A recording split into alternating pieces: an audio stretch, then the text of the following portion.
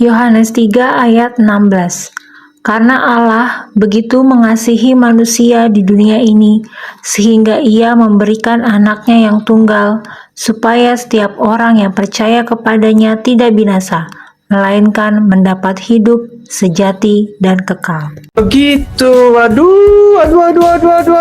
Masa tidak tahu sih? Coba bongkar Alkitab, ada nggak tulisan hari Minggu harus ibadah? Tidak. Mengapa orang Kristen beribadah pada hari Minggu? Bukankah hari Sabat adalah hari Sabtu? Lantas, benarkah tuduhan bule yang comel dan menggemaskan ini bahwa di dalam kitab suci kekristenan tidak ada dasar yang pasti mengenai peribadatan pada hari Minggu? Pasti kita kasih tips dan lebih daripada itu. Tapi kalau kita makanannya sampah, boro-boro orang ingin memberi. Kalau kita tidak dikasih makanan rohani, tapi justru yang dihidangkan itu adalah makanan duniawi. Jangan kita membandingkan agama kita dengan agama lain. Setidaknya di agama lain tertulis hukumnya, di kita nggak jelas. Ibadah pun hari Minggu nggak tertulis tuh. Nggak ada tulisan di Alkitab. Memang ada tulisan harus beribadah hari Minggu, tidak ada. Itu dicomot dari Kejadian ketika Tuhan menciptakan langit dan bumi. Hari ke-7 Tuhan istirahat. Hari Sabat itu artinya istirahat. Kita juga harus istirahat. Tapi ibadah bisa Senin, Selasa, Rabu, Kamis, Jumat, kapanpun kami bisa beribadah. Begitu. Aduh. Masa tidak tahu sih? Coba bongkar Alkitab, ada nggak tulisan hari Minggu harus ibadah? Tidak ada. Buktinya ada aliran lain yang ibadahnya hari Sabtu, karena Sabat Sabtu nggak boleh kerja. Jadi jangan menyesatkan juga orang Kristen ibadah satu hari. Kita harus beribadah 24 jam setiap hari, bukan seminggu sekali. Habis itu bayar. Dan Tuhan nggak butuh duit kita. Yang butuh duit kita kan pendeta. Kasihan dah lah, nggak bisa beli Alphard. Pertama sekali yang perlu kita ketahui adalah bahwa hari Sabat tidak pernah diubah dari Sabtu menjadi Minggu. Hari Sabat tetaplah Sabtu, hari Minggu tetaplah hari Minggu. Tetapi masalahnya adalah hari Sabat yang adalah Sabtu itu diberikan kepada siapa? Menurut Mazmur 147 ayat 19-20 bahwa hukum hari Sabat yang adalah Sabtu itu hanya diberikan bagi bangsa Israel. Dan di luar bangsa Israel, Allahnya Israel tidak berbuat demikian. Artinya hukum hari Sabat yang adalah Sabtu itu secara eksklusif diberikan bagi bangsa Israel saja. Dan ternyata di masa perjanjian baru, hal tersebut dikonfirmasi oleh Rasul Paulus di dalam surat Kolose 2 ayat 16 dan 17 bahwa mengenai hari raya, makanan minuman hari Sabat dan bulan baru itu hanyalah bayangan dari apa yang akan datang, sedangkan wujudnya ialah Kristus. Masalahnya Kristus sudah datang dan wujudnya itu telah tiba, maka bayangan harus ditinggalkan. Karena hari Sabat merupakan bagian dari bayangan dari kesempurnaan yang akan datang, maka bayangan harus ditinggalkan karena wujudnya sudah datang, yang artinya Yesus Kristus sendiri merupakan sang Sabat itu sendiri. Hal ini senada dengan ucapan Yesus Kristus bahwa Ia datang bukan untuk meniadakan hukum Taurat, melainkan untuk menggenapinya. Karena perkara tadi merupakan bayangan dari apa yang akan datang, bahwa Kristus di dalam kematian dan kebangkitannya telah menggenapi segala sesuatunya. Dengan penggenapannya itu, maka ketentuan Taurat setelah Kristus tidak lagi berlaku, termasuk hari Sabat.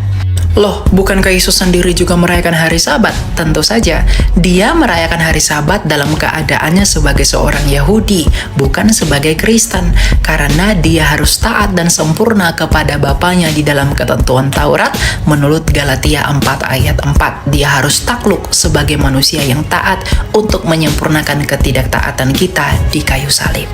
Lalu apakah di dalam Alkitab terdapat bukti bahwa gereja mula-mula beribadah pada hari Minggu? Tentu saja. Kisah Rasul 20 ayat 7 bahwa para rasul, dalam hal ini adalah Rasul Paulus, itu beribadah pada hari Minggu di mana mereka melakukan Ekaristi, yaitu memecah-mecahkan roti. Hal itu sama dengan apa yang kita lakukan sebagai orang Kristen di masa kini, di mana kita melakukan perjamuan kudus pada hari Minggu, bukan? Jadi kita mengikuti para rasul dan setia kepada pengajaran para rasul.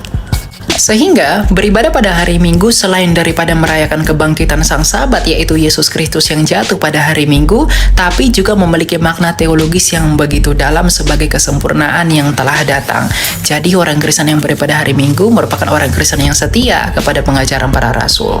Jadi orang Kristen yang beribadah pada hari Minggu adalah orang Kristen yang sejati dan dasarnya ada di dalam kitab suci.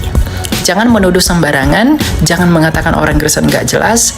Itu hanya menunjukkan bahwa Anda kurang literasi. Belajar terlebih dahulu sebelum menuduh. Itulah yang baik bagimu dan bagi hidupmu. Tuhan berkati. Itu berada di atasnya bekas bait yang dihancurkan oleh Jenderal Titus.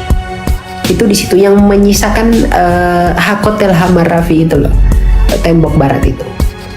Nah, nanti Israel akan dimenangkan dalam pengertian mereka akan berhasil membangun bait suci di atas itu. Dan keberhasilan itu bukan atas pekerjaan Allah, tapi oleh iblis, oleh si Mesias palsu. Mesias palsu inilah nanti yang akan mengakui dirinya Allah dan dipuja-puja seluruh dunia. Kemenangan Israel ini nanti akan membangun bait suci di atas Al-Aqsa itu tidak akan menimbulkan konflik, tapi perdamaian. Dan seluruh dunia akan mengagung-agungkan dia karena dia berhasil mendamaikan Israel dan Palestina. Maka bait suci dibangun di atas Al-Aqsa itu. Dan ketika itu dibangun di atas itu, ada satu orang yang seorang tokoh, saya nggak tahu itu siapa, nanti akan datang, dia yang akan melakukan pendamaian sehingga pembangunan bait suci di atas Al-Aqsa itu tidak menimbulkan konflik. Maka seluruh dunia akan menganggap bahwa satu orang yang memperdamaikan Israel dan Palestina itulah Mesias yang sesungguhnya. Maka menurut 2 Tesalonika, kita baca ya,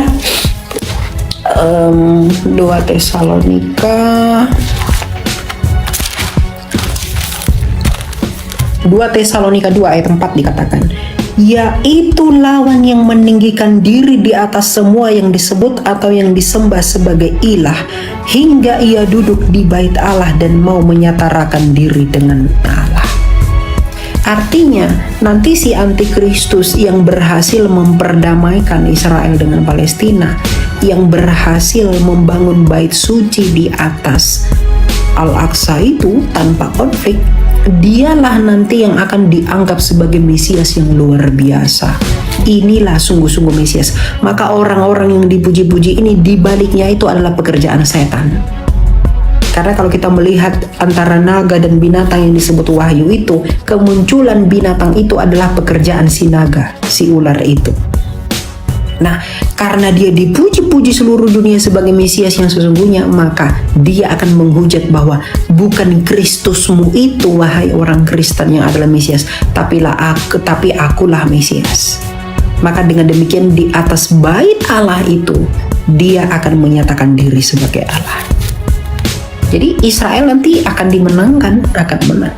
Itu Tuhan izinkan, tapi itu terjadi, itu pekerjaan si jahat. Karena di atas bait suci itulah nanti antikristus akan menyatakan diri sebagai Allah, dan itu pekerjaan setan. Jadi gini Kak, mau tanya, kalau misalnya orang belum percaya sama orang percaya sama Tuhan tapi belum dibaptis, apakah boleh ikut kosti, pemecah roti? Nggak boleh. Oh, nggak boleh. Alasannya kenapa Kak? Harus layak. 1 Korintus 11. Bentar ya. 1 Korintus 11.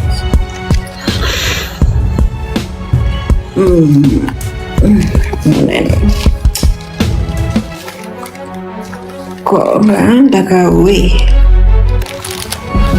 Mana Korintus ini? Ya. Itu 1 Korintus 11 ayat 27. Iya. Nih. Kita mulai dari ayat 24 ya. Dan sesudah ia mengucap syukur, di sini ia ini adalah Kristus.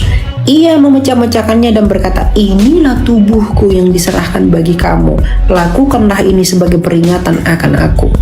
Demikian juga ia mengambil cawan sesudah makan lalu berkata, cawan ini adalah perjanjian baru yang dimeteraikan dengan darahku. Lakukanlah ini setiap kali kamu meminumnya sebagai peringatan akan aku. Sebab setiap kali kamu makan roti ini dan minum cawan ini, kamu memberitakan kematian Tuhan sampai ia datang. Artinya, makan hosti dan juga minum anggur yang diubah menjadi tubuh Kristus, menjadi darah Kristus, itu adalah pemberitaan kematian Tuhan sampai ia datang. Jadi, siapa saja dengan cara yang tidak layak makan roti dan minum cawan Tuhan, ia berdosa terhadap tubuh dan darah Tuhan. Bagaimana ia dikatakan layak atau tidak layak? Selain daripada dia itu punya dosa besar atau apalah gitu ya. Tapi kelayakan dia yang utama itu dilihat dari meterainya dia. Dan baptisan itu adalah materai. Jadi baptisan itu menyelamatkan. Baptisan itu adalah meterai bagi kita orang percaya. Jadi kalau kamu belum dimeteraikan dengan baptisan, bagaimana mungkin kamu memberitakan tentang Kristus? Jadi tidak boleh salah terima, belum layak. Yang tidak dibaptis itu menerima hosti, perjanjian perjamuan kudus itu tidak boleh. Dan lagi pula di sini dikatakan, sebab setiap kali kamu makan roti ini dan minum cawan ini, kamu memberitakan kematian Tuhan sampai ia datang. Bagaimana mungkin kita memberitakan kematian Tuhan sampai dia datang kalau kita belum mati terkubur bersama-sama dengan Kristus di dalam baptisan? Begitulah.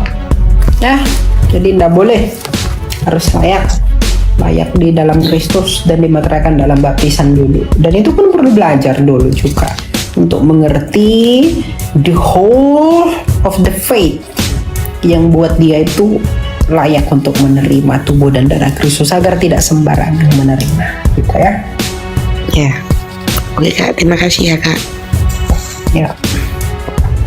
Thank you ya. Roma 10 ayat 17. Jadi, iman timbul dari pendengaran, dan pendengaran oleh firman Kristus. Elia Miron, diskusi apologet.